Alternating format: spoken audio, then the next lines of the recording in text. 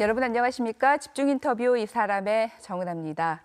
올해 광주 사랑의 온도탑이 예년만큼 뜨겁지 않다고 합니다.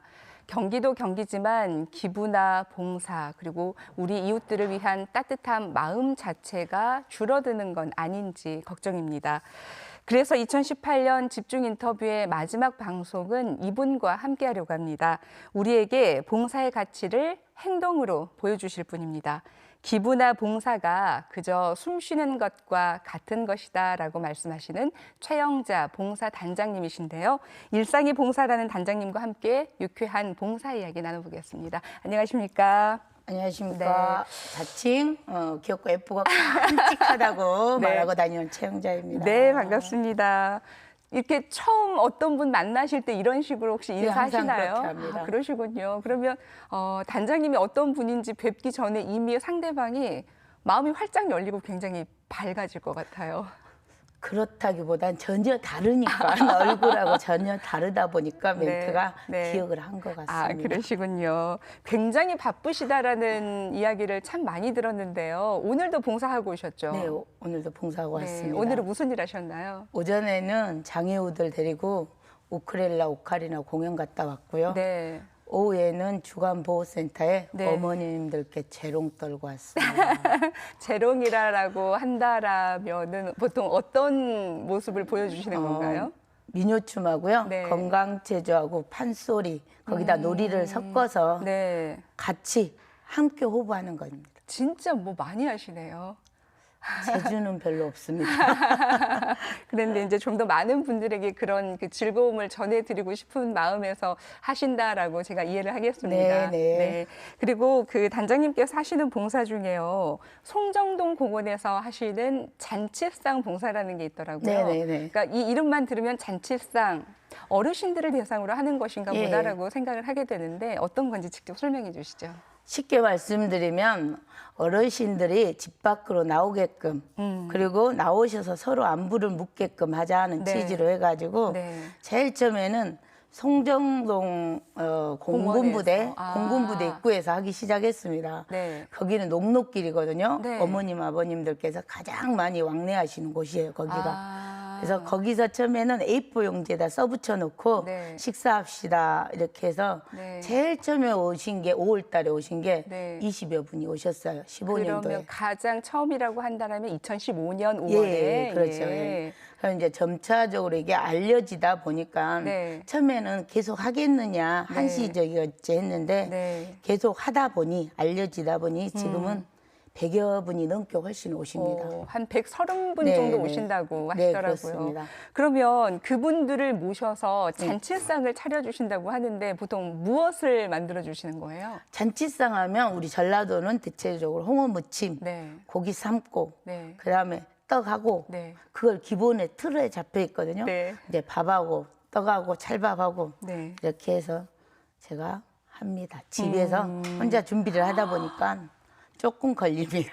댁에서 혼자 준비하신다고요? 네네네. 그걸? 음식을 혼자 합니다. 지금 조금 전에 말씀하실 때 130분 정도 된다라고 말씀을 드렸는데 그걸 혼자 하신다고요? 쉽습니다. 저한테는 음식이 가장 쉽습니다. 설거지가 어렵습니다. 아, 그렇군요. 그러면 지금 어느 정도 이게 기본이다, 홍어나 뭐 고기 삶는 거 요 정도가 기본이다라고 네네. 하셨는데 이 기본에 이제 어르신들 드시기 여러 가지 음식들을 예, 준비를 하시잖아요. 그렇죠.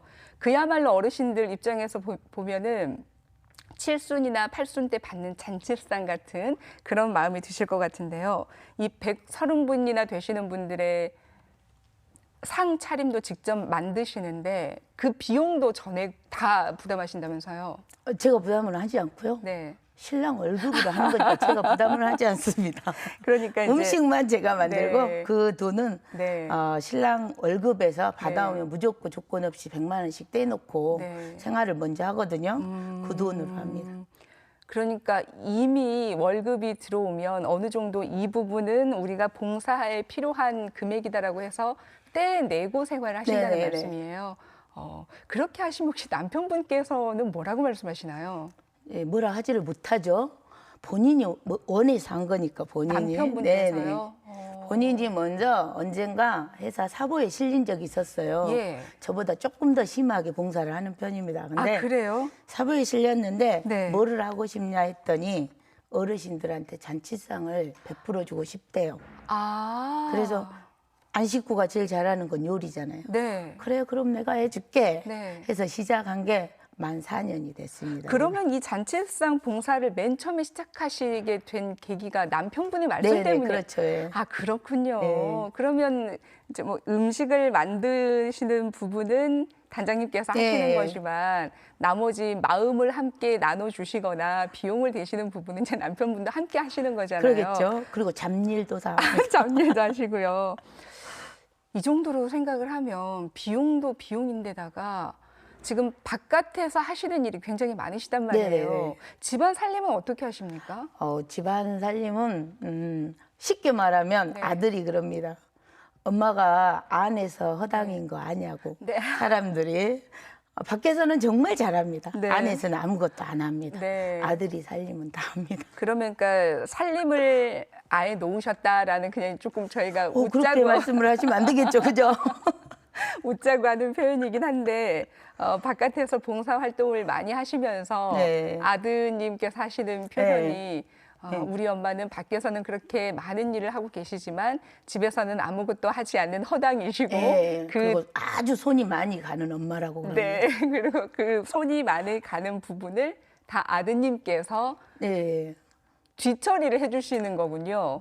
뒤처리다기보다는 예. 좀 정리 좀 해주는 편이죠. 네, 그렇군요. 어떻게 보면 이 한 가족이 다 봉사 가족이구나라는 생각이 들 정도예요. 네. 그래서 저희들이 받아본 사진을 보니 이 최영작 씨 가족이 이렇게 봉사를 하시는구나라는 생각이 듭니다.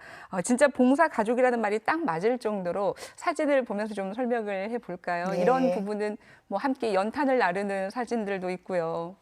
연탄 배달도 하지만 네. 이제 저희 가족은 아들이 하나 있는데 부부한테는 네. 셋이서 꼭 주말이면 봉사를 가요. 네. 그리고 평일에도 이제 시간 나면은 네. 그때 뭐 마을에 꽃을 심는다든지 그 꽃 모종들은 남편이 사오겠죠. 네. 그리고 또 이제 덕고 어르신들을 네. 잘 살펴보는 편입니다. 음식 같은 것도 반찬 같은 거 해놓으면 네. 아들이나 남편이 가서 배달해주기도 아. 하고 그럽니다. 유대회 때도 하신 부분이 있죠. 네, 아주 심하게 했습니다. 유대회 때는 어떤 일 하셨나요? 유대 때는 남편이 월차를 내고 전체를 쉬었어요. 네. 그래갖고 봉사를 갔었는데 네. 남편이 봉사 간 데가 좀 외졌어요. 아. 그래서 도시락을 싸가야 될 상황이었거든요. 네. 근데 남편 밥만 해다 줄 수는 없잖아요. 그렇군요. 그래서 그 전체 인원을 제가 다 밥을 해다 줬어요. 그분들까지요. 네. 그래가지고 해다 줬더니 네. 잘 드셨고 나중에 네. 고맙다고 그럽니다. 휴가까지 내고 봉사를 가시는 남편분이신데 네. 남편분께서 또 평창을 가야겠다라고 말씀을 네네. 하셨다면서요. 남편이 유대 끝나니까 평창을 신청을 한대요. 예. 이혼 도장을 찍어놓고 가라. 못 살겠으니까. 네. 그래서 이제 저는 그렇습니다. 네. 벌어서 네. 그 돈을 가지고 기부를 해달라는 거죠. 아. 그게 훨씬 낫거든요. 저한테 기부를 해주면 어르신들 반찬 나눔할 때 고기 반찬이 더 갈 거 아닙니까? 아. 그죠?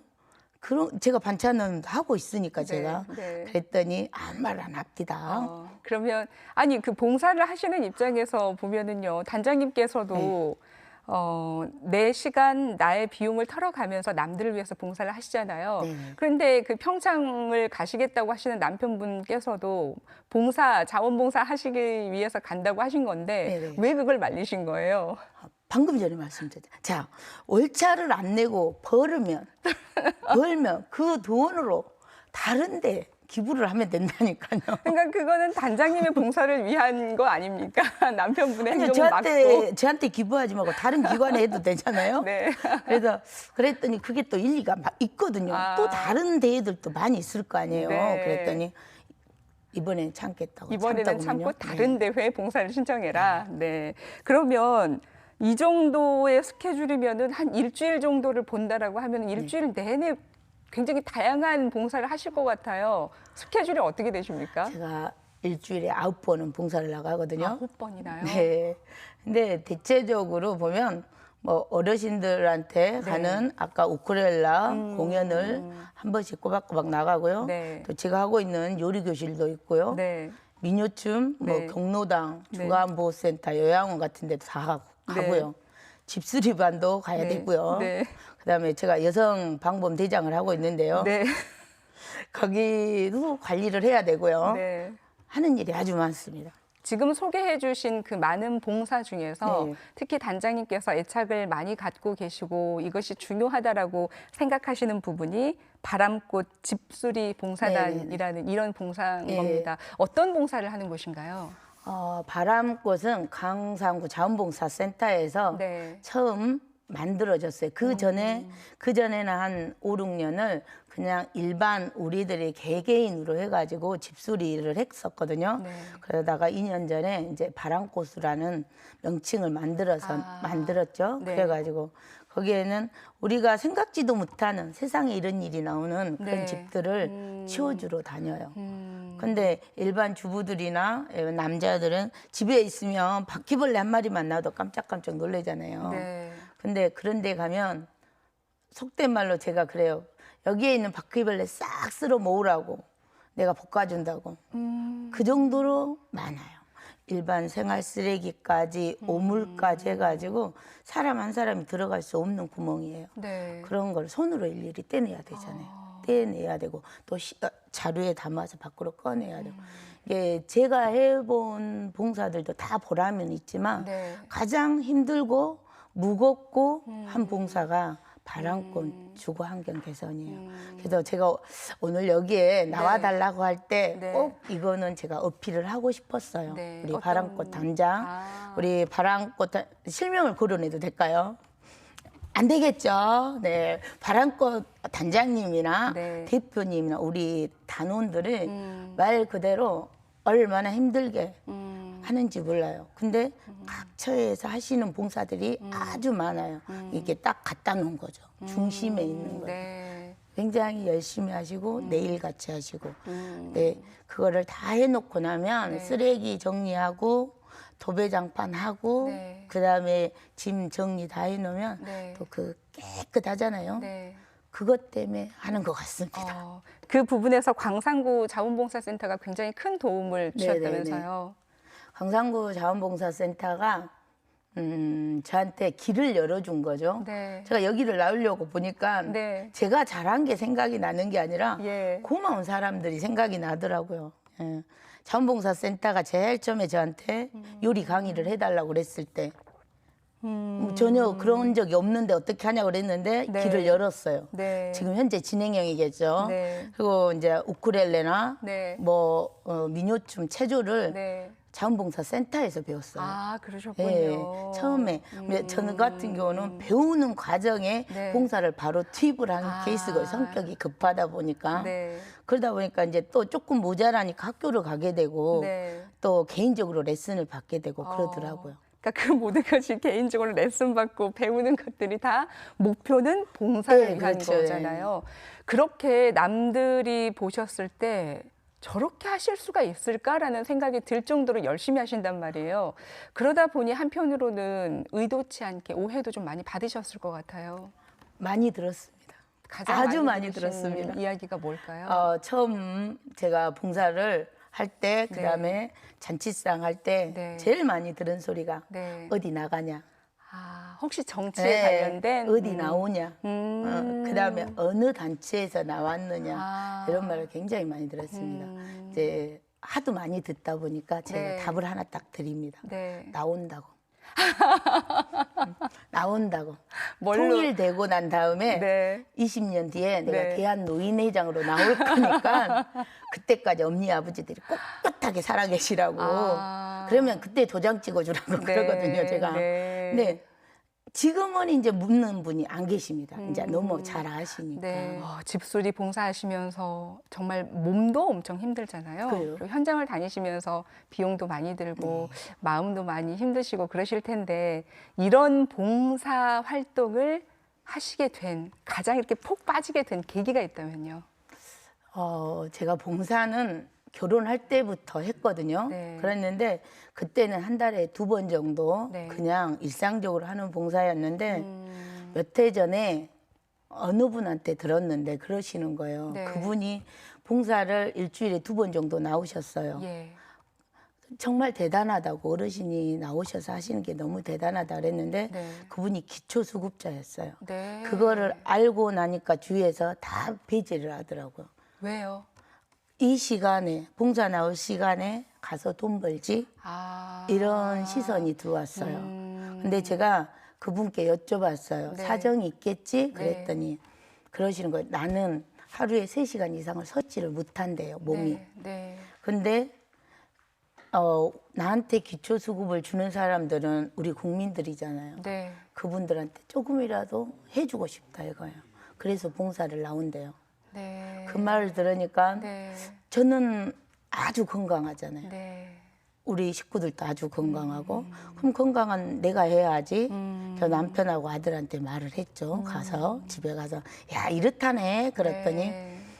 알아서 하시오. 전적으로 밀어주겠어. 남편분께서. 네, 아들하고 둘이서 그러더라고요. 그래가지고 이제 본격적으로 어비 봉사가 된 거죠. 이제 그게. 아마 지금 내가 봉사를, 단장님께서 봉사를 하시게 된 계기를 들으시고, 저도 물론 그렇습니다. 시청자 여러분들께서도 뭐로 한 대 이렇게 딱 맞은 듯한 그런 생각을 가지실 것 같아요. 그런데 이제 살림도 네. 아드님께서 더 맡아 하시고, 아이 교육도 다 두 번째고, 나는 어비 봉사라고 이야기할 만큼 내 인생에서 가장 우선순위가 봉사다, 그렇게 말씀하셨는데, 이렇게 살다 보니 자녀 교육도 자연스럽게 되더라라고 말씀을 하셨어요. 어떤 의미입니까? 아들을 어렸을 때부터 봉사를 같이 다니다 보니까 네. 스스로 배우더라고요. 그러면 그때 아들이 몇 살쯤 됐을까요? 어렸을 적이면. 어렸을 때 보니까 초등학교 1학년 들어갔는데 네. 집에를 안 오는 거예요. 네. 학교 시간에. 네. 그래서 싸먹 학교를 가봤더니 예. 애가 교실에 있더라고요. 그래 네. 어쩐 일이냐고 물어봤더니 네. 반 친구 중에 네. 하나가 옷에 실례를 했대요. 네. 학교 시간에 실례를 해서 화장실에 데리고 와서 아들이 씻긴 거예요. 초등학교 1학년인데. 네, 7살 먹은 애가 아이고. 애를 씻긴 거예요. 네. 그래가지고 씻겨가지고 자기 웃옷을 벗어서 입혀주고 네. 선생님한테 가가지고 얘네 엄마한테 연락 좀 해달라고 그랬대요. 네. 그래가지고 연락을 받고 엄마가 와서 걔를 데려갔어요. 예. 그걸 보고 아 얘는 조금 남다르구나 생각이 남다르구나. 근데 크면서 하는 게 자기보다는 어려운 사람들 조금 힘든 사람들을 아듬고 가려고 하더라고요. 네.